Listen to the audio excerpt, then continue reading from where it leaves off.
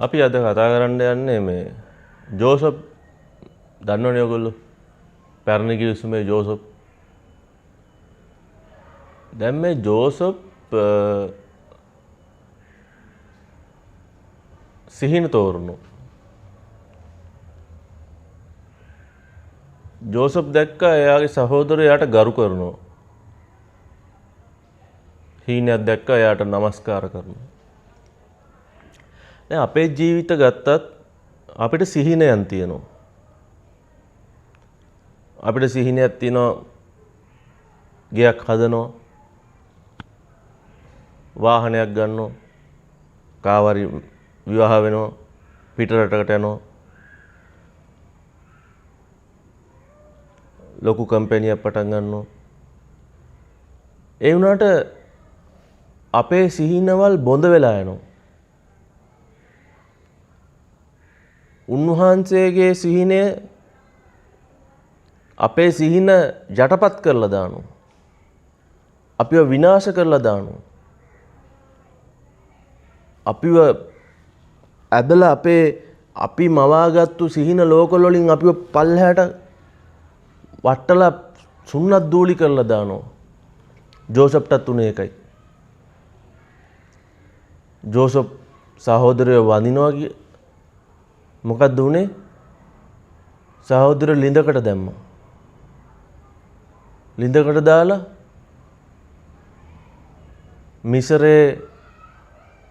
මිසරයට වහල්ලු විදියට විකුණවන මිසරයට යන කට්ටියකට විකුණුවා.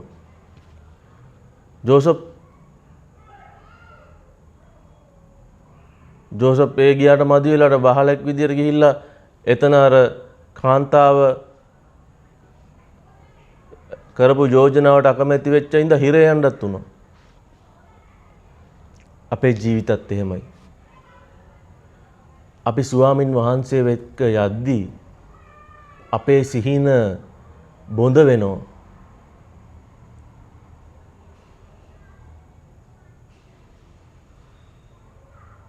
අපිට කුණාටු වෙනවා.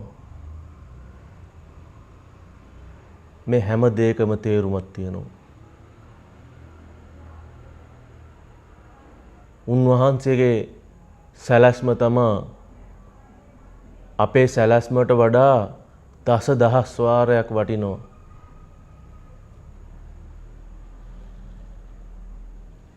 උන්වහන්සේගේ සැලැස්ම අපේ සැලැස්ම. එතකොට ජෝසප්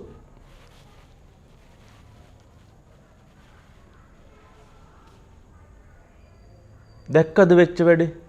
සිහිනයක් තෝරලා මිසරේ ප්‍රධානියාගේ සිහිනෙත් තෝරලා අන්තිමට ඉහළම තනතුරක් ලැබුණා. සහෝදරයොත් ආවා මෙහෙන් හාල් ගන්න. සහෝදරයන්ට අන්තිමට බැඳ වැටෙන්න සිදු වුණා ජෝසප් ගාව. අපි හිතන විදිහට නෙමෙයි දෙවියන් වහන්සේ හිතන්නේ. අපි දෙවියන් වහන්සේ එකට එල්ලිලා ඉන්න ඕන. අපේ සැලැස්මවල් අපි අයින් කරලා දාන්න ඕන. පෞද්ගලික සැලැස්මවල් ඒව හරියන්නේ නැහැ.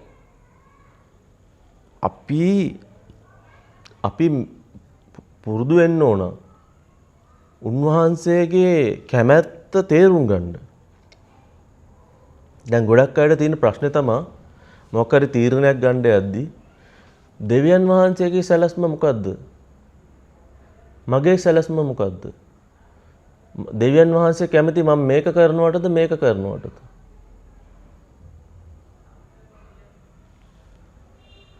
අන්න ඒ ප්‍රශ්නෙට තමයි පිළිතුර අපි හොයාගන්න ඕන.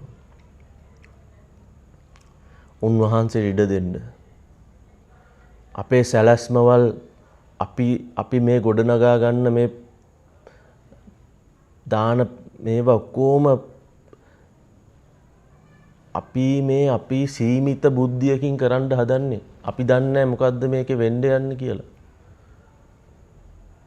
උන්වහන්සේට පේනවා මෙතන ඉහළින් බලනවා උන්වහන්සේට හැම පැත්තෙන්ම බලලා තමයි උන්වහන්සේ තීරණ ගන්නෙ. නැඹුරු වෙච්ච පටු විදියට අපි හිතන්නේ. උන්වහන්සේ පුළුල් විදියට බලලා අපි උන්වහන්සේට ඉඩ දෙන්න ඕන. ඉතින් ඒ ජෝසප්ගේ කතාව තේරුම් අරගෙන අපේ ජීවිතයට යමක් අපි එකතු කරගමු. ඔබ සැමට ජේසු පිටයි.